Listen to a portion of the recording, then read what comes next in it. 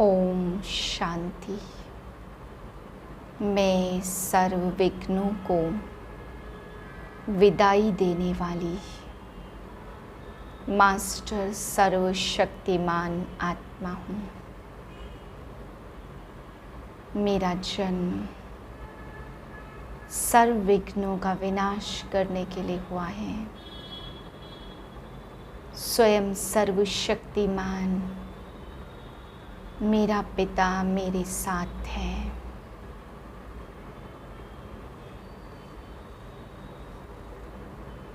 चौबीस 9/2023 के महावाक्य हैं। अव्यक्त बाप दादा रिवाइज है 22/12/95 सन की।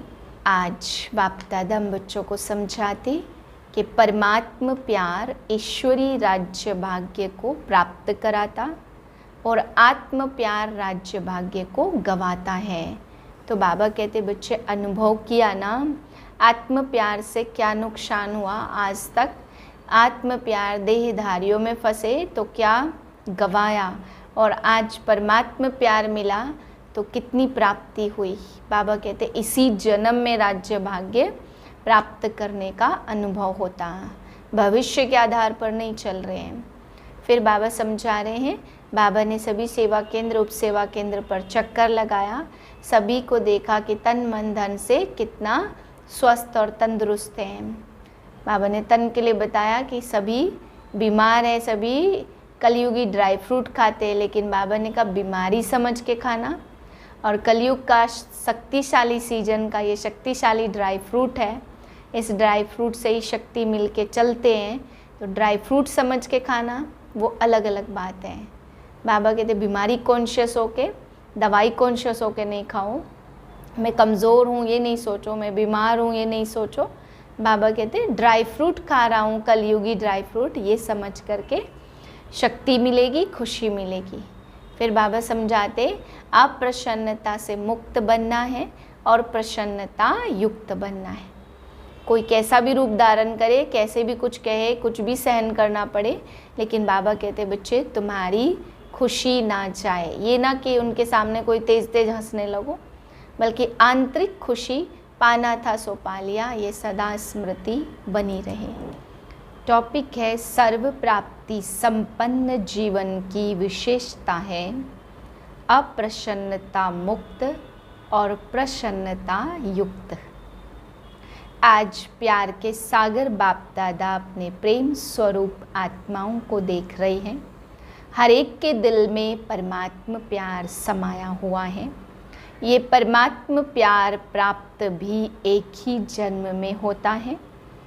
83 जन्म देव आत्माएं व साधारण आत्माओं द्वारा मिला। सोचो, याद करो, सारे कल्प का चक्कर लगाओ, स्वदर्शन चक्रधारी हो ना, तो एक सेकंड में सारे कल्प का चक्कर लगाया। 83 जन्मों में परमात्म प्यार मिला था, नहीं मिला ना। सिर्फ इस संगम पर एक जन्म परमात्म प्यार प्राप्त हुआ तो अंतर को जान लिया। आत्माओं का प्यार और परमात्म प्यार कितना अंतर है। साधारण आत्माओं का प्यार कहाँ ले गया, क्या प्राप्त कराया, अनुभव है ना। और परमात्म प्यार कहाँ ले जाता, अपने स्वीट होम और स्वीट राजधानी में। आत्म प्यार राज्य भाग्य गवाता और परमात्म प्यार राज्य भाग्य दिलाता। अपने स्वीट होम और स्वीट राजधानी का भाग्य, और इसी जन्म में। ऐसे नहीं कि सिर्फ भविष्य के आधार पर चल रहे हो, नहीं, डायरेक्ट परमात्म प्राप्ति तो अब है। वर्तमान के आगे भविष्य भी कुछ नहीं है। आप लोग गीत गाते हो ना कि स्वर्ग में क्या होगा और क्या नहीं होगा। अभी का गीत क्या है, जो पाना था सो पा लिया। वह पाना है, पा लिया, पांडवों ने पा लिया। गोपियों का तो गायन है ही, इस समय गायन है। अप्राप्त नहीं कोई वस्तु, ब्राह्मणों के खजाने में, देवताओं के खजाने में नहीं, ब्राह्मणों के खजाने में। तो अभी ब्राह्मण हो तो अनुभव करते हो कि जो पाना था सो पा लिया। ये प्राप्तियां अविनाशी है, अल्पकाल की नहीं है। जिसको सर्व प्राप्तियां हैं उनके जीवन में क्या विशेषता होगी? सब प्राप्तियां हैं, एक भी कम नहीं है, तो उसकी चलन और चेहरे से क्या विशेषता दिखाई देगी? सब प्राप्तियां हैं, सदा प्रसन्नता है। कुछ भी हो जाए लेकिन सर्व प्राप्तिवान अपनी प्रसन्नता छोड़ नहीं सकता। अप्रसन्नता कभी भी होती है तो चेक करो, अप्राप्ति का अनुभव होता या सर्व प्राप्तियों का। आज बाप दादा ने बहुत ही सेवा केंद्र और उप सेवा केंद्र देखे, विदेश में नहीं देश में सेवा केंद्र देखे। सेवा केंद्र में विशेष तो सेवाधारी हैं, तो आज चक्कर लगाते हुए सेवाधारी और सेवा स्थान दोनों देखे। हर एक स्थान में चाहे छोटे चाहे बड़े सभी में चेक किया, सेवाधारी तन से, मन से, धन से और सेवा के संबंध संपर्क से कितने प्रसन्न हैं। क्योंकि विशेष तो यही बातें हैं ना। तो क्या देखा? तन तो सबके पुराने ही हैं, चाहे जवान हैं चाहे छोटे चाहे बड़े, बड़ों से भी कहाँ कहाँ कमज़ोर हैं। चाहे बीमारी बड़ी है लेकिन बीमारी की महसूसता, मैं कमज़ोर हूँ, मैं कमज़ोर हूँ, बीमार हूँ, ये बीमारी को बढ़ा देती है। क्योंकि तन का प्रभाव मन पर आ गया तो डबल बीमार हो गए। तन और मन दोनों से डबल बीमार होने के कारण बार बार सोल कॉन्शियस के बजाय बीमारी कॉन्शियस हो जाते। तो क्या देखा कि तन से तो मेजॉरिटी बीमार कहो या हिसाब किताब चुकतू करना कहो, कर रहे हैं, लेकिन 50% डबल बीमार और 50% सिंगल बीमार हैं। बाकी होना क्या चाहिए? कभी भी मन में बीमारी का संकल्प नहीं लाना चाहिए। मैं बीमार हूँ, मैं बीमार हूँ, लेकिन होता क्या है? ये पाठ पक्का हो जाता है कि मैं बीमार हूँ। कभी कभी किसी समय बीमार होते नहीं हैं, लेकिन मन में खुशी नहीं है तो बहाना करेंगे, आज मेरे कमर में दर्द है। क्योंकि मेजॉरिटी को या तो टांग दर्द या कमर दर्द होता। कई बार दर्द होता नहीं है, फिर भी कहेंगे मेरे को तो कमर में दर्द है। अभी उसकी चेकिंग कैसे हो? डॉक्टर के पास इसका कोई थर्मामीटर है जो कमर दर्द है या नहीं वो चेक कर सके? एक्सरे कराओ, ये कराओ, वो तो और ही खर्चा लगेगा। तो क्या देखा? तन के बारे में सुनाया।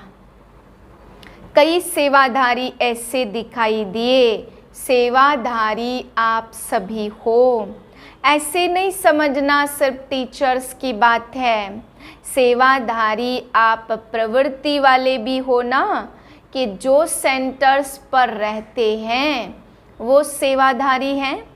आप लोग प्रवृत्ति में रहने वाले भी सेवाधारी हो। कभी आपके घरों का भी चक्कर लगाएंगे, देखेंगे कैसे सोते हो, कैसे उठते हो, डबल बेड है, सिंगल बेड है। अच्छा, ये तो आज के चक्कर की बात है। आजकल के हिसाब से दवाइयाँ खाना ये बड़ी बात नहीं समझो, क्योंकि कलयुग का वर्तमान समय सबसे शक्तिशाली फ्रूट ये दवाइयाँ हैं। देखो कोई रंग बिरंगी तो है ना, कलयुग के लास्ट का यही फ्रूट है तो खा लो ना प्यार से। दवाई खाना ये बीमारी याद नहीं दिलाता। अगर दवाई को मजबूरी से खाते हो तो मजबूरी की दवाई बीमारी याद दिलाती। और शरीर को चलाने के लिए एक शक्ति भर रहे हैं, उस स्मृति से खाएंगे तो दवाई बीमारी याद नहीं दिलाएगी। खुशी दिलाएगी तो बस 2-3 दिन में दवाई से ठीक हो जाएंगे। आजकल के तो बहुत नए फैशन हैं। कलयुग में सबसे ज़्यादा इन्वेंशन आज की दवाइयाँ या अलग अलग थेरेपी निकाली है। आज फलानी थेरेपी, आज फलानी थेरेपी। तो ये कलयुग के सीजन का शक्तिशाली फल है, इसलिए घबराओ नहीं। लेकिन दवाई कॉन्शियस, बीमारी कॉन्शियस होकर नहीं खाओ। तो तन की बीमारी होनी ही है, नई बात नहीं है। इसलिए बीमारी से कभी घबराना नहीं। बीमारी आई और उसको फ्रूट थोड़ा खिला दो और विदाई दे दो। अच्छा, ये हुआ तन की रिजल्ट। फिर और क्या देखा? मन मन में क्या देखा? एक बात खुशखबरी की ये देखी कि मेजॉरिटी हर एक सेवाधारी के मन में बाप का प्यार और सेवा का उमंग दोनों है। बाकी 25% कोई मजबूरी से चल रहा है, वो छोड़ो। लेकिन मेजॉरिटी के मन में ये दोनों बातें देखी और ये भी देखा कि बाप से प्यार होने के कारण याद में भी शक्तिशाली हो बैठने का, चलने का, सेवा करने का अटेंशन बहुत देते हैं। लेकिन खेल क्या होता कि चाहते हैं याद की सीट पर अच्छी तरह से सेट होकर बैठ जाएं, लेकिन थोड़ा टाइम तो सेट होते फिर हिलना डुलना शुरू हो जाता। जैसे बच्चा होता है ना, उनको ज़्यादा टाइम सीट पर बिठाओ तो हिलेगा ज़रूर। तो मन भी अगर कंट्रोल में है, ऑर्डर में नहीं है, तो थोड़ा टाइम तो बहुत अच्छे बैठते हैं, चलते हैं, सेवा भी करते हैं। लेकिन कभी सेट होते हैं, कभी अपसेट भी हो जाते हैं। कारण क्या है? होना सेट चाहते लेकिन अपसेट क्यों होते हो? कारण क्या है? एकाग्रता की शक्ति, दृढ़ता की शक्ति उसमें कमी है। प्लान बहुत अच्छा सोचते, ऐसे बैठेंगे, ये अनुभव करेंगे, ये सेवा करेंगे, फिर ऐसे चलेंगे, लेकिन कर्म करने में बैठे बैठे भी दृढ़ता की शक्ति की कमी आ जाती है और बातों में मन बुद्धि बट जाती है। चाहे काम में बिजी नहीं है, लेकिन व्यर्थ संकल्प यह सबसे बड़ा काम है जो अपनी तरफ खींच लेता। तो स्थूल काम नहीं भी हो, लेकिन दृढ़ता की शक्ति बटने के कारण मन और बुद्धि सीट पर सेट होने के बजाय हलचल में आ जाते। बाप दादा ने आप सबको जो काम दिया था वो देखा। बाप दादा के पास सब चिटकियाँ पहुँची, लेकिन कई बच्चे बड़े चालाक हैं। चालाकी क्या करते? चिट्ठी लिखते लेकिन नाम नहीं लिखते।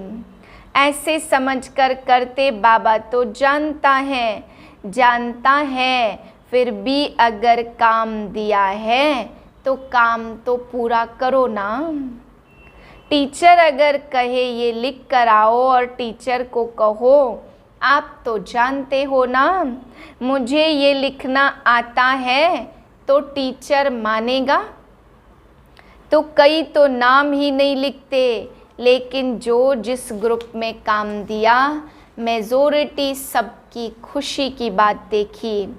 सबने लिखा हम डायमंड जुबली तक करके दिखाएंगे। तो सभी ने अपना उमंग अच्छा दिखाया, चाहे भारत चाहे विदेश। बाप फास्ट बनाए हैं इसलिए बाप दादा खुश है, लेकिन ऐसा नहीं कहना कि बहुत सेवा का बोझ था इसलिए थोड़ा नीचे ऊपर हो गया। ये बाप दादा नहीं चाहते।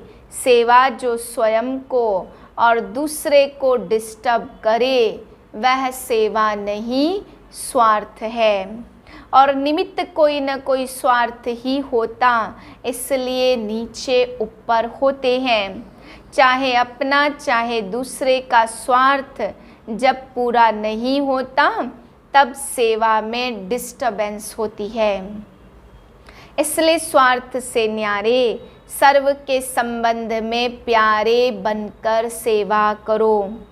तब जो संकल्प किया है वह लक्ष्य रखा है कि डायमंड जुबली में डायमंड बन डायमंड जुबली मनाएंगे, वह पूरा हो सकेगा। आधा नहीं याद करना।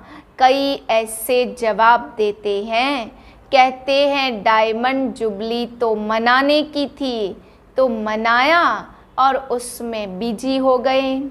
लेकिन बाप दादा के दोनों शब्द याद रखना, आधा नहीं, डायमंड बन डायमंड जुबली मनानी है।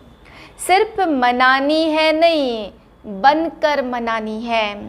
तो मतलब का अर्थ नहीं लेना, मना लिया ना, लेकिन बनकर मनाया। बन करके मनाना ये है डायमंड जुबली का लक्ष्य। तो आधा लक्ष्य पूरा नहीं करना। डबल है बनना और बनाना। सिर्फ बनना नहीं, सिर्फ मनाना नहीं, दोनों साथ साथ हो। आप सबको मालूम है कि जब आप डायमंड जुबली के व डायमंड बनने के प्लान बना रहे हो तो आप सबसे पहले माया भी अपना प्लान बना रही है। इसलिए ये नहीं कहना क्या करें बाबा, हिम्मत कम हो गई, माया बहुत तेज है, माया को अपने पास रखो। राज्य आप करेंगे और माया को बाबा संभालेंगे क्या? राज्य आपको करना तो माया जीत जगत जीत भी आपको बनना। तो माया को जीतने के बिना जगत जीत कैसे बनेंगे? इसलिए चारों ओर अटेंशन प्लीज, समझा?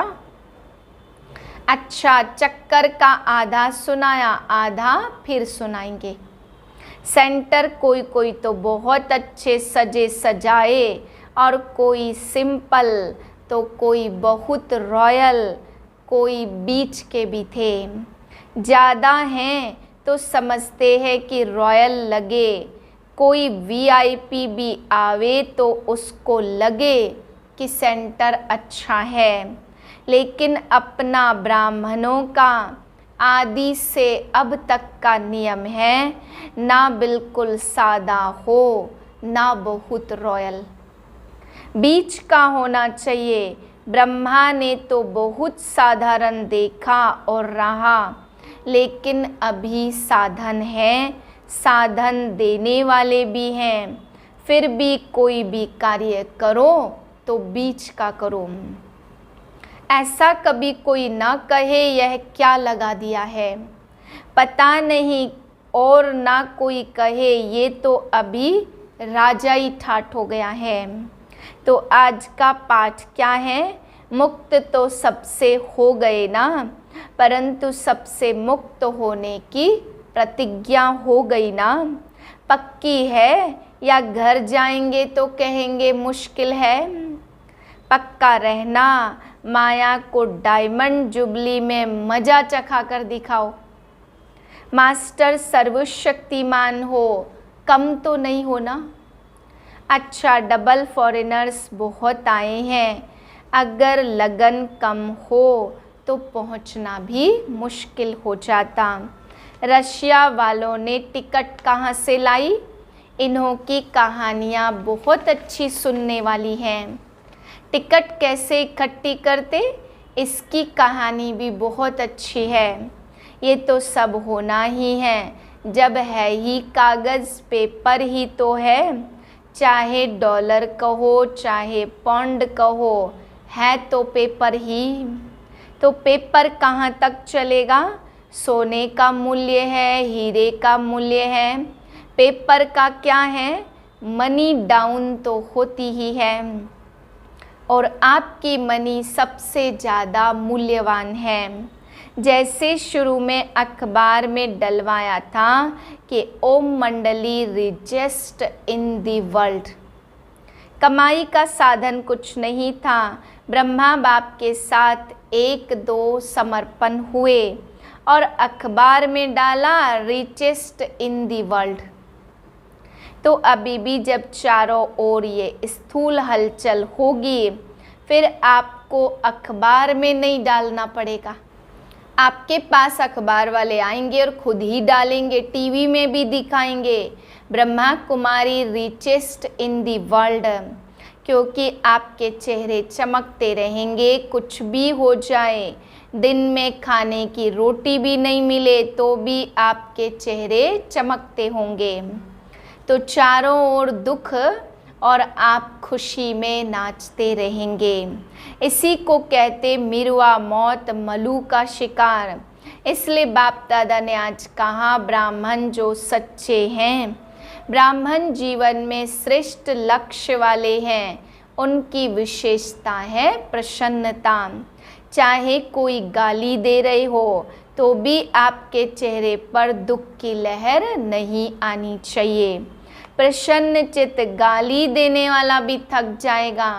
हो सकता है यह नहीं कि उसने 1 घंटा बोला, मैंने सिर्फ 1 सेकंड बोला। सेकंड भी बोला या सोचा, शक्ल पर अप्रसन्नता आई तो फेल हो गए। इतना सहन किया ना, 1 घंटा सहन किया और फिर गुब्बारे से गैस निकल गई। तो गैस वाले गुब्बारे नहीं बनना, और चाहिए ही क्या? बाप मिला, सब कुछ मिला, गीत तो यही गाते हो ना। तो ऐसे टाइम पर ऐसी ऐसी बातें याद करो तो चेहरा नहीं बदलेगा। ऐसे नहीं उसके आगे जोर जोर से हंसने लग जाओ तो वो और ही गर्म हो जाए। प्रसन्नता अर्थात आत्मिक मुस्कुराहट, बाहर की नहीं, आत्मिक। तो आज का पाठ क्या रहा? सदा अप्रसन्नता मुक्त और प्रसन्नता युक्त डबल, समझा?